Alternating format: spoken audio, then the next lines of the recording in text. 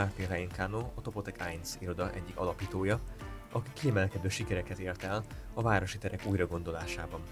2002 óta szinte minden évben díjazott valamilyen nemzetközi tájépítész pályázaton, olyan irodákkal együttműködve, mint a BIG. Vele beszélgettünk. Mit gondol erről a nagy múltra visszatekintő városról?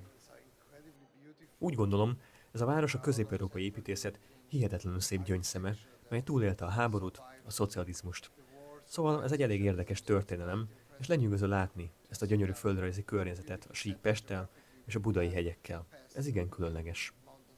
A konferencia fő iránya az értékalapú építészet. Mi a véleménye erről a témáról, és ha csupán egyetlen elvet, gondolatot kéne megfogalmazni ezzel kapcsolatban, akkor mi lenne az?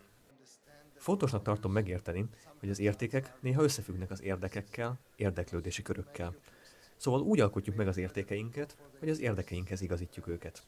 Így talán jobb, ha rögtön az érdekekkel kezdjük, és megpróbáljuk ezeket civilizált módon kiegyensúlyozni, mondjuk a konfliktusok kezelésével, ahelyett, hogy valami felsőbb, morális, erkölcsi indokkal elkerülnénk őket. Szerintem ez általánosan nem így működik a kapcsolatokban. Így néha el kell fogadnunk, hogy a különböző embereknek, különböző csoportoknak egymással versengő, ellentétes érdekeik vannak.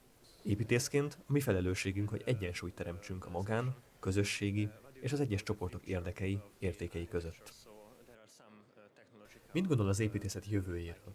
Hatalmas globalizáció zajlik, sorra jelennek meg a technológiai újítások, az AI, stb. Tudunk alkotni egyéni, sajátos építészetet, vagy egy új, standardizált építészet születik? Úgy gondolom, hogy az építészetet sokáig félreértelmezték, csupán egyfajta formálási gyakorlatként. Az építészet azonban sokkal több ennél, és elsősorban azt mondanám, hogy nagyon sok köze van a programozáshoz és az intelligens hibridizáció fejlesztéséhez, amire például az AI nem képes.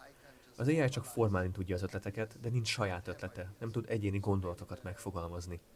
Hát mondjuk, hogy az építész szakma, mint formáló, talán kevésbé lesz fontos, azonban az építész, mint térprogramozó, alkotó szerepe fontosabbá válik.